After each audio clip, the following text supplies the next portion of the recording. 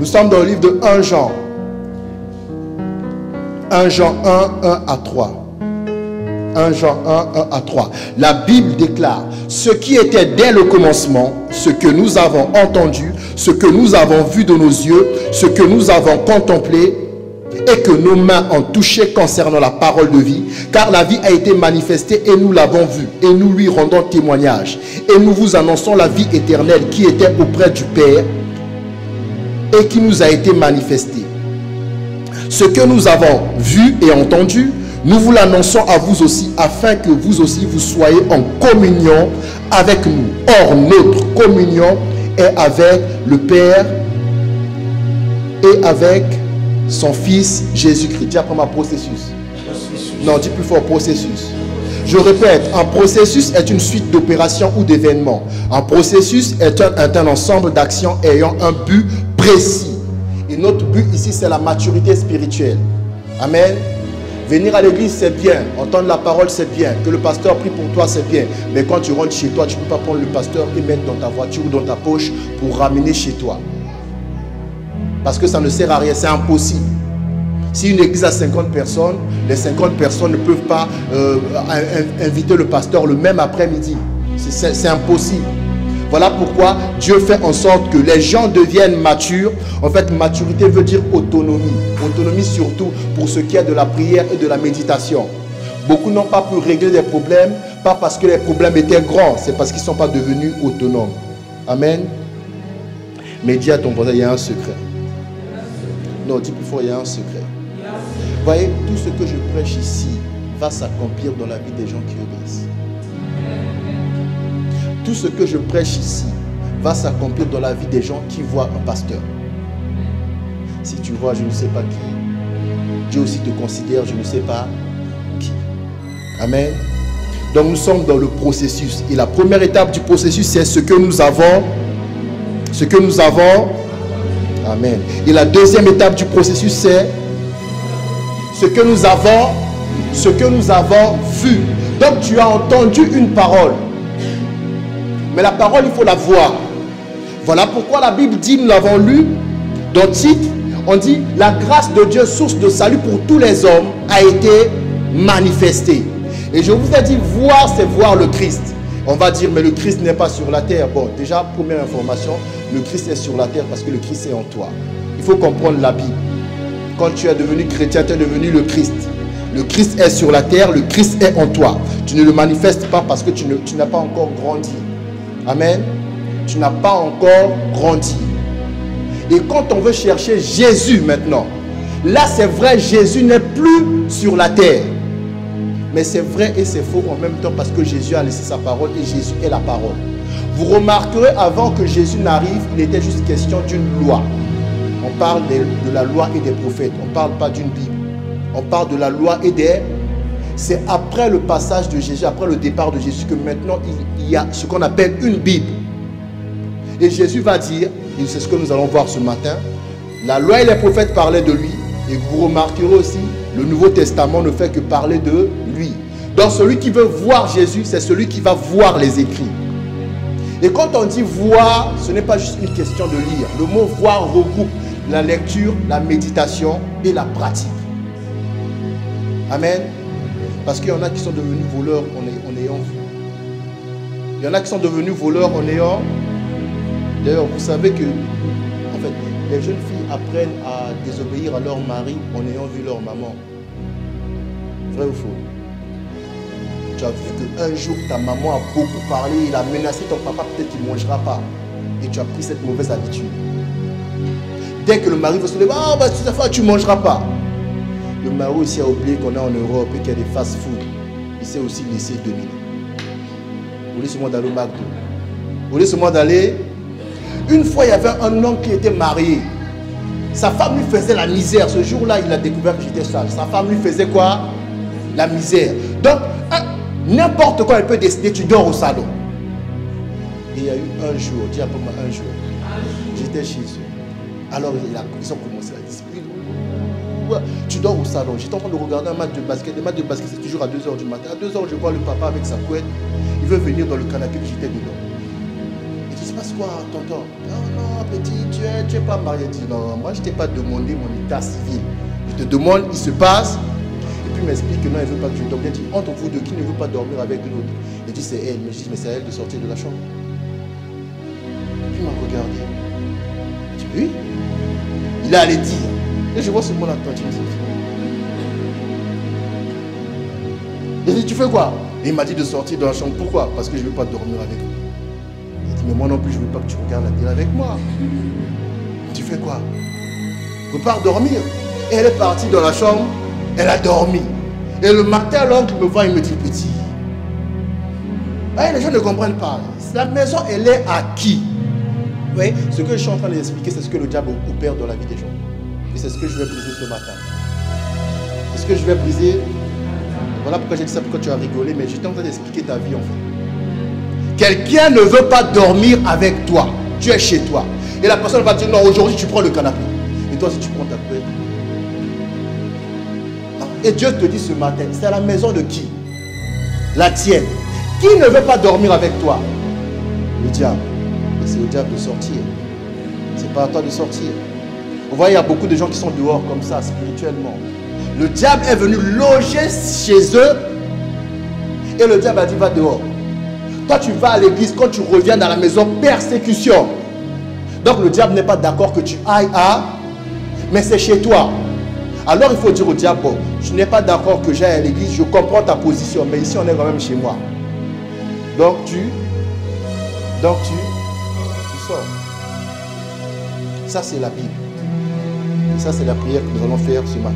Mais nous sommes d'abord dans voir. Dis après moi, voir. Non, dis plus fort, voir.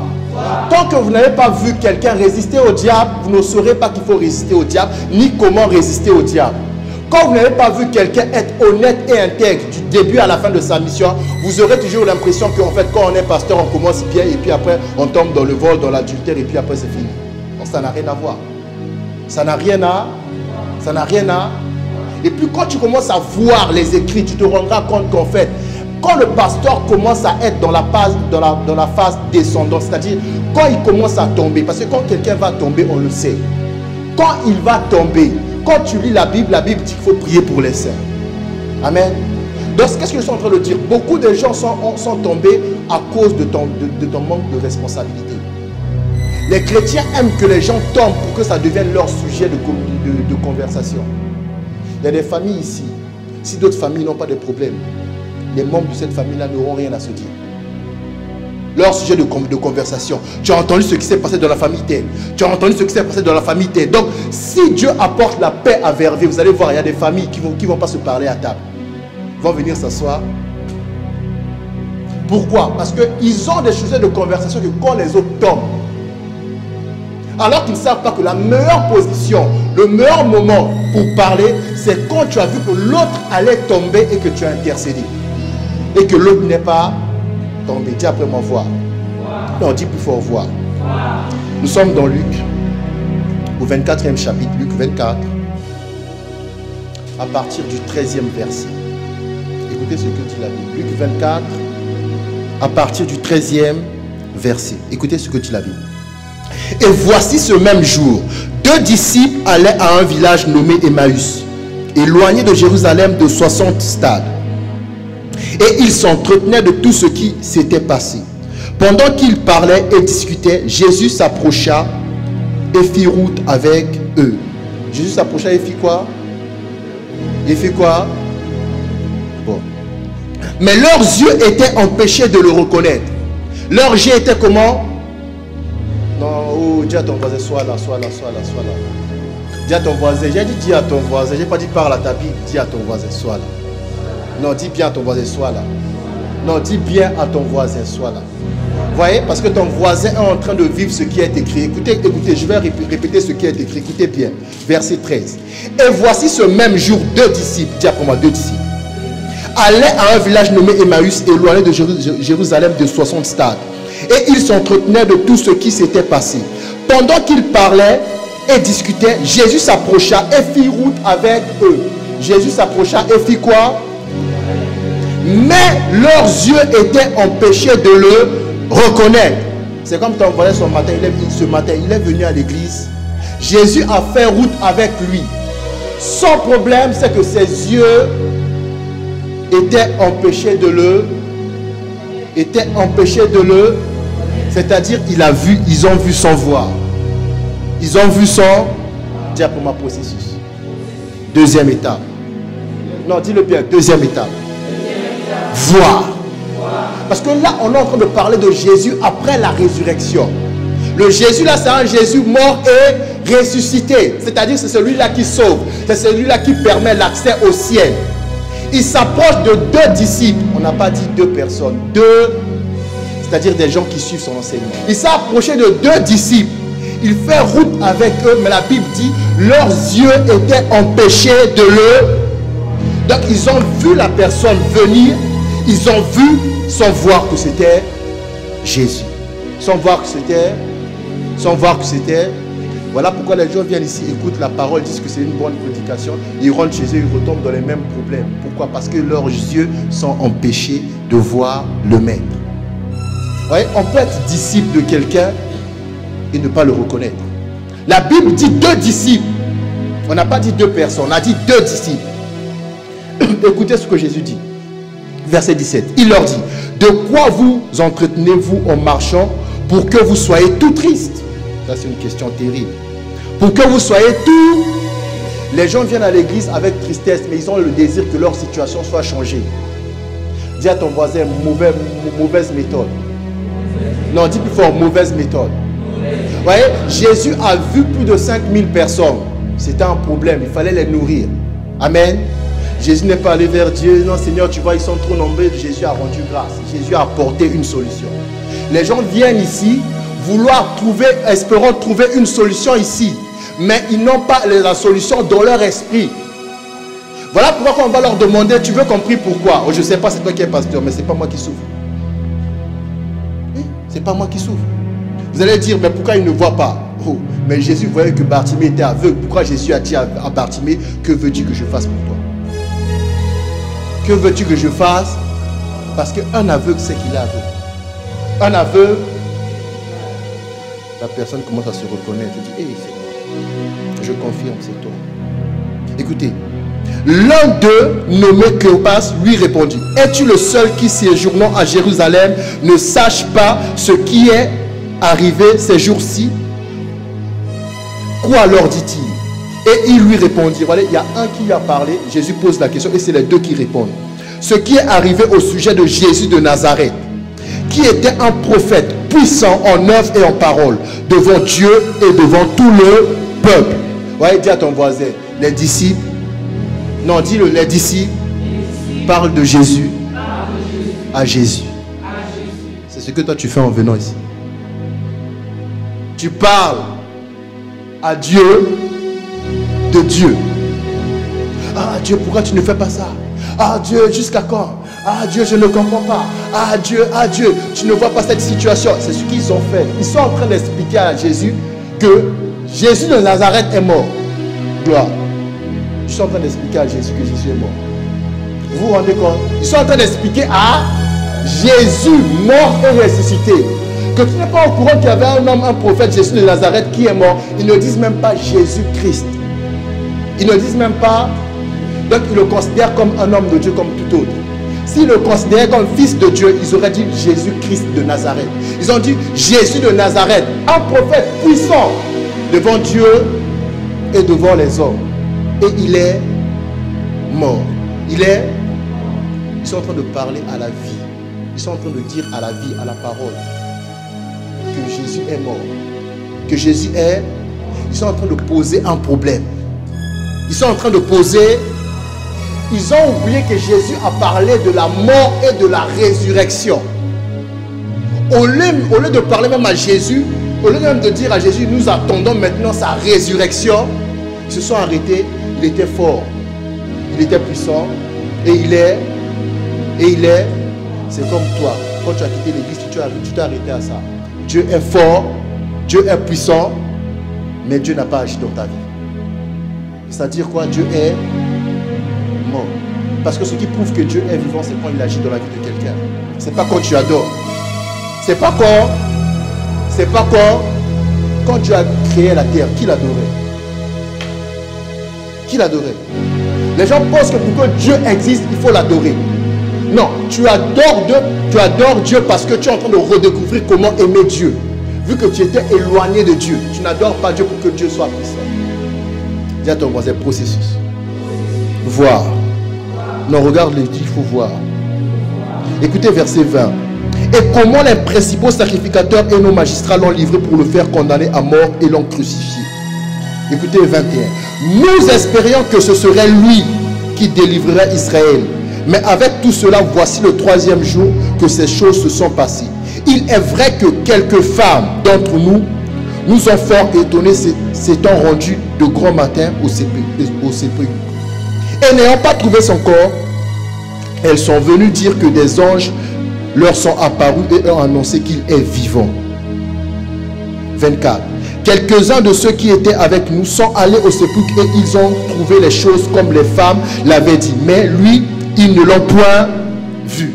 Ils sont allés dans un tombeau, ils ont constaté ce que les femmes ont dit, ils ont aussi vu que Jésus n'est pas là. Mais ils ne sont même pas étonnés. Alors Jésus leur dit, tiens ton voisin, Jésus leur dit. Non, dis plus fort, Jésus leur dit. Non, ton plus fort là, si c'est comme ça que tu pries à la maison, c'est terrible. Dis à ton voisin très fort, Jésus leur dit. Dis à ton voisin, Jésus te dit. Non, dis bien à ton voisin, Jésus te dit. Parce que les gens pour qui je vais prier pour ce matin sont comme ces deux disciples sur la route d'Emmaüs. Ils sont en train de marcher sur une route longue. Et pour eux, pendant qu'ils sont sur cette route-là, ils sont en train de parler de Dieu au passé. Ils sont en train de parler de Dieu. Or, la Bible dit que Jésus s'est venu et Jésus a fait route avec eux. Pendant que ces personnes parlent de Dieu au passé, Dieu présentement est avec ces personnes. Non, quelqu'un n'a pas compris. J'ai dit, pendant que tu parles de Dieu au passé, pendant que tu fais la route, Dieu est présentement avec toi. Mais ton problème, c'est que tes yeux sont empêchés de le voir. Ce matin, je ne vais pas crier Ephata, mais tes yeux vont s'ouvrir. Non, quelqu'un n'a pas dit Amen bien. Amen. Non, quelqu'un n'a pas dit Amen bien. Amen. Écoutez ce que dit Jésus. Alléluia. Alors Jésus leur dit, ô homme sans intelligence. Homme comment? Homme comment? Homme comment? Écoutez. Et dans le cœur est lent à croire. Dans le cœur est comment? On n'a pas dit dans le cœur est mauvais. On n'a pas dit dans le cœur est... On n'a pas dit dans le... Vous croyez que c'est parce que le cœur des gens est mauvais qui font des mauvaises choses. Non. Leur cœur est lent à croire qu'il y a un Dieu vivant. Leur cœur est lent à croire qu'il y a une solution vivante. Voilà pourquoi ils prennent des raccourcis, ils vont chez les marabouts. Et une fois qu'ils ont été là-bas, ils ont fait des mauvaises choses. Ils ont fait des... Est-ce que vous savez que c'est en cherchant, c'est chercher Dieu qui les incite à aller voir ces gens-là? Ils ne viennent pas à l'église parce qu'ils savent trop de comédiens. Trop de comédiens. La personne a pleuré, la personne est capable de te dire le nombre de grammes de mac qui a découlé de sa joue en pleurant. Ça, c'est la comédie. Ça, c'est là. Oh, il y avait un petit mac qui est parti. Je suis allé dans le toilette, j'ai seulement fait ça et c'est revenu. Comédien. Ça, c'est là. Écoutez, alors Jésus le dit. Oh, homme sans intelligence et dans le cœur est lent à croire tout ce qu'on dit les prophètes. Tout ce qu'on dit les... Ne fallait-il pas que le Christ souffrit? Vous voyez, Jésus est terrible. Eux, ils parlent de Jésus de Nazareth. Quand Jésus commence à parler de lui-même, Jésus parle du Christ.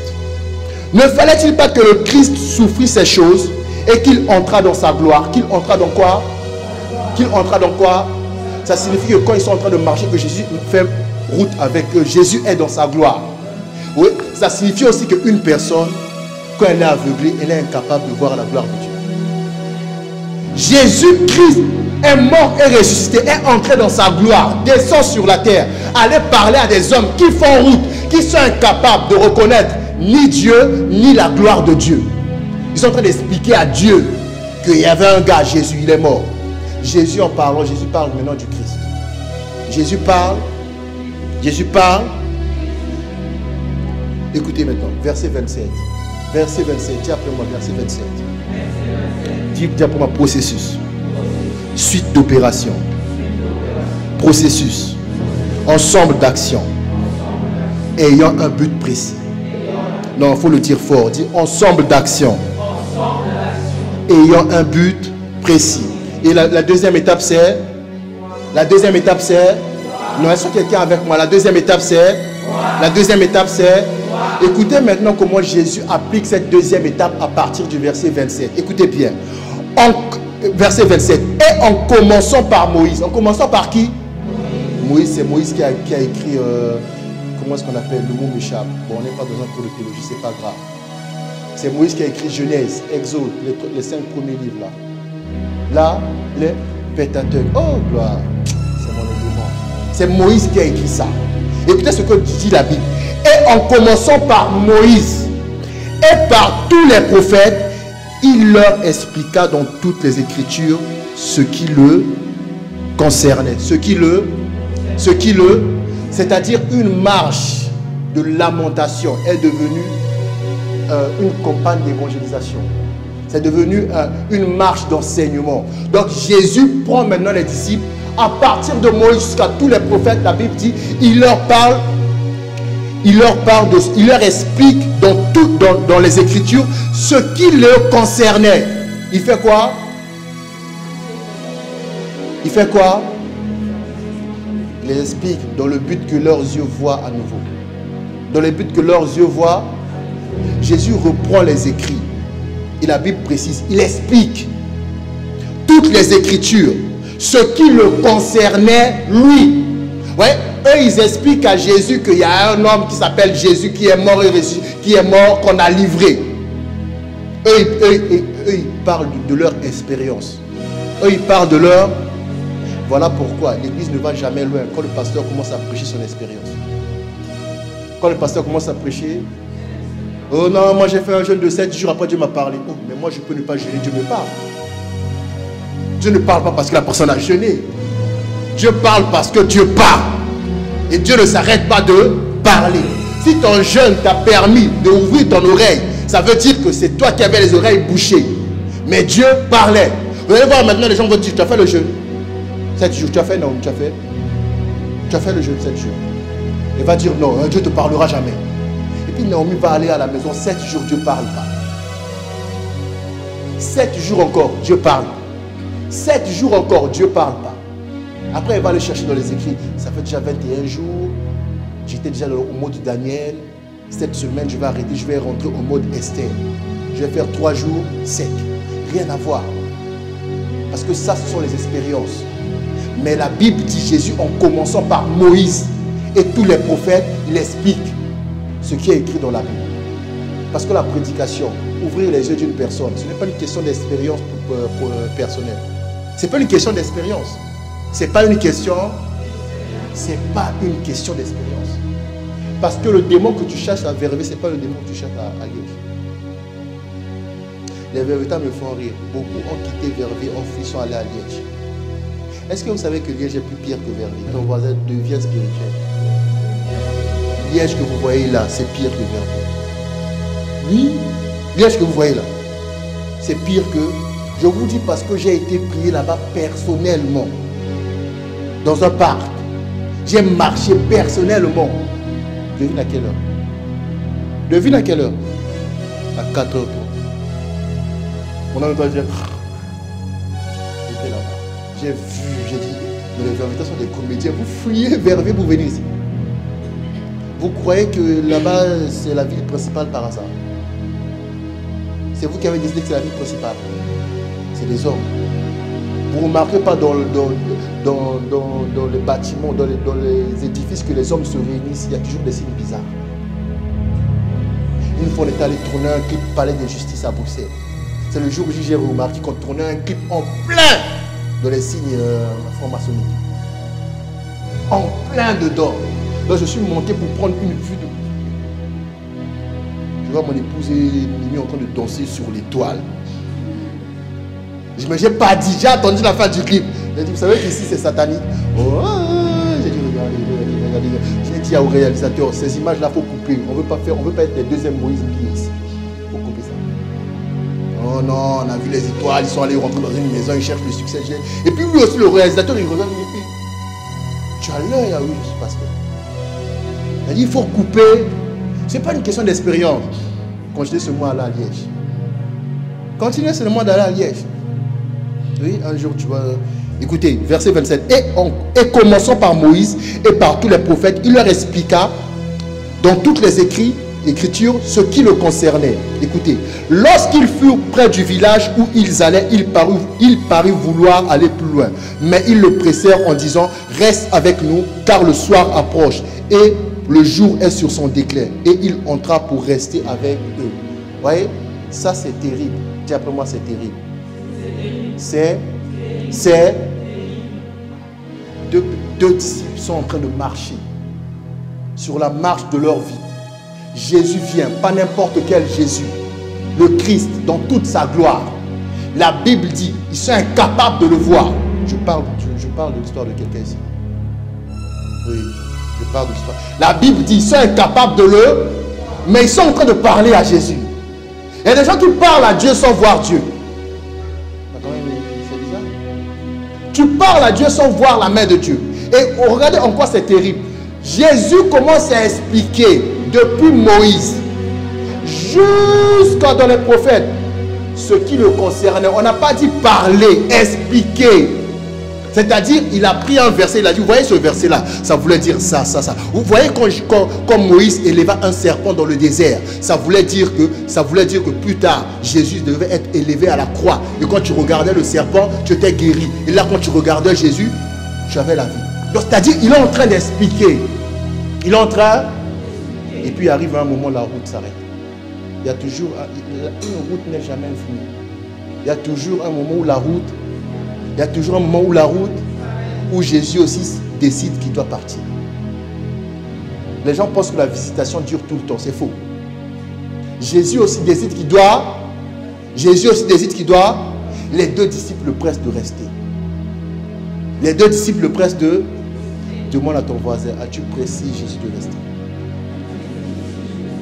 Non, demande bien à ton voisin, as-tu pressé Jésus de rester? Parce que dans tous les cas, sur le chemin où il marche présentement avec toi, sache qu'à un moment, il va aller ailleurs. Parce qu'il n'a pas que toi comme disciple qu'il doit rencontrer. Jésus après devait aller voir les autres. Ils sont arrivés à un moment à la fin de la route. Jésus a fait son explication. Mais ils ne l'ont pas reconnu. Ils n'ont pas. Alors Jésus décide qu'il va partir. Mais Dieu est un bon Dieu. Ils n'ont pas pressé au Christ de rester avec eux parce qu'il parlait bien, il expliquait bien. En gros, ils n'en avaient rien à faire parce qu'ils étaient tristes. C'est juste que c'était des bonnes personnes. Dis pour moi, bonnes personnes. Non, dis plus fort, bonnes personnes. Et comme bonnes personnes, ils ont considéré Jésus comme un étranger. Ils ont vu l'étranger, il marche, on ne sait même pas, il marche, il parle beaucoup. C'est ce qu'il se disait. Il parle beaucoup, lui. Il marche. Regardez-moi celui-là des aventuriers comme ça. Il veut nous enseigner la Bible. Il peut regarder. Allez, tu vas dormir où? C'était ça. C'est pas que tu parles trop bien. Ils ont vu la nuit arriver. Ils se sont inquiétés. Ils vont dire, tu vas dormir où? Viens avec. Déjà pour un processus. Vous voyez, quand on dit la première étape, entendre. La deuxième étape, voir. Les gens pensent que c'est facile.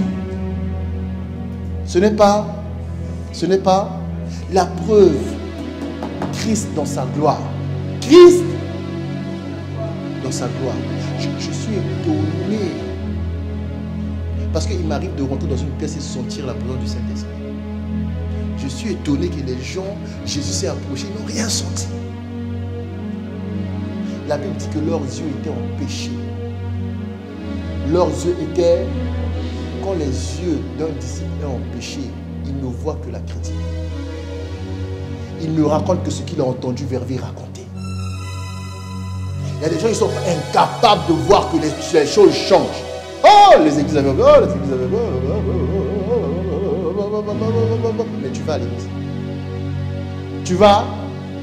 Parce que les yeux sont empêchés. Quand les yeux sont empêchés de voir, les gens, tout ce qu'ils font, toute leur vie est régie par les critiques.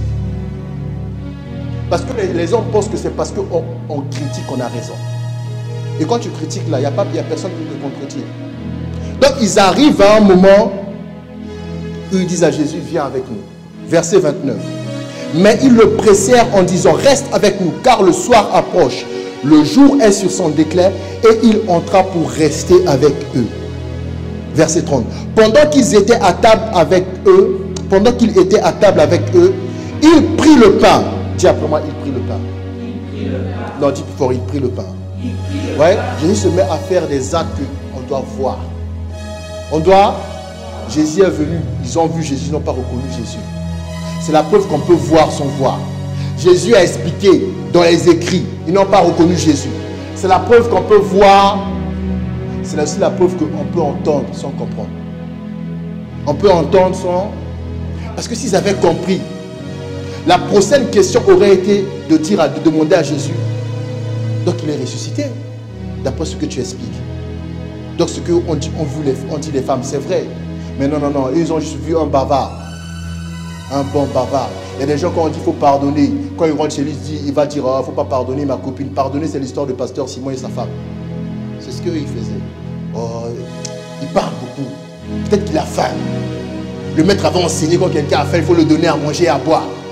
Le maître avait dit, celui qui reçoit un pauvre, nous le reçoit lui. Allez, prenons-lui. Alors qu'ils ne savent pas que là, c'est vraiment le maître. Ce n'est pas une représentation du maître. C'est vraiment le maître. Verset 30. Pendant qu'ils étaient à table avec eux, il prit le pain et après avoir rendu grâce. Après avoir fait quoi? Après avoir fait quoi? Qu'est-ce que rend nos grâces?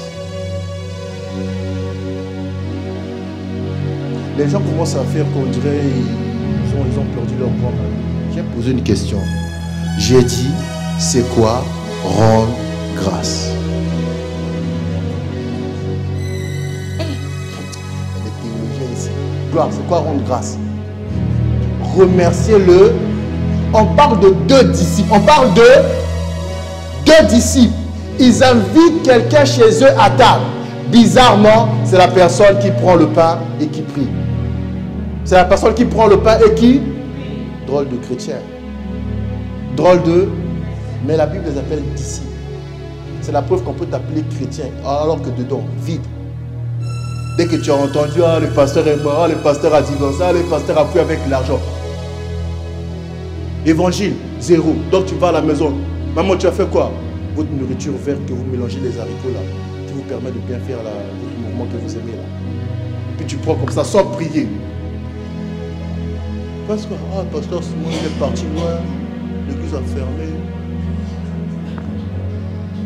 C'est ça. Il y avait Jésus, il faisait des miracles. Bartimée même, il a vu, depuis qu'il a vu là aussi, on commence à le voir partout.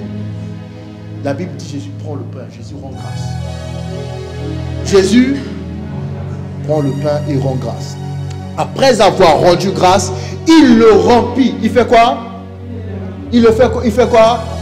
C'est ce que le Seigneur va faire ce matin. On va remplir quelque chose encore. On va... Ouais. Il est anormal sur le chemin de la vie. Tu es disciple. Tu marches. Jésus vient. Présente-moi, c'est-à-dire aujourd'hui. Tu marches avec lui, il te parle. Tu comprends rien. Tu comprends? Tu trouves même qu'il parle beaucoup. Tu trouves même qu'il parle. Jésus remplit le pain. Écoutez ce qui s'est passé après. Et le leur donna. Et le leur. Vous voyez, le Christ ne pouvait pas aller à la croix deux fois. Jésus ne peut pas aller à la croix deux fois. Rien qui rend le pain et fait cet acte-là, ça va faire quelque chose dans leur esprit. Et c'est ce qui va faire dans ton esprit aussi ce matin. Non, tu n'as pas dit Amen bien. Non, tu n'as pas dit Amen bien. Dis-moi, donne-moi un bon Amen. Non, un bon Amen. Il le remplit et le leur donna. Alors, dis pour moi, alors, leurs yeux s'ouvrirent. Alors leurs yeux, et ils le reconnurent. Mais il disparut de devant. Il disparut de devant. C'est ça, Jésus passe comme un éclair. Une fois que tu as reçu ton miracle, il faut qu'il disparaisse, il faut qu'il aille ailleurs. Mais il dit, la Bible dit, après avoir rendu grâce, il prit le pain, il rend grâce, il rend le pain, il le leur Il est l'heure. Il est l'heure. Vous voyez, si Jésus n'avait pas donné, les yeux allaient rester fermés. Les yeux allaient. Bon, comme j'ai dit à la fin, il y a 3 personnes qui doivent venir d'elles-mêmes. Laissez-moi continuer mon message afin que cette parole puisse parler dans leur cœur. Parce que c'est cette parole qui va parler dans leur cœur. Amen. 32. Et ils se dirent l'un à l'autre. Dis à ton voisin. Notre cœur ne brûlait-il pas? Non, dis bien à ton voisin. Notre cœur ne brûlait-il pas au-dedans de nous lorsqu'il nous parlait en chemin et nous expliquait les Écritures? Alors que j'étais en train d'expliquer les Écritures, il y en a leur cœur brûlé. Il y en a leur cœur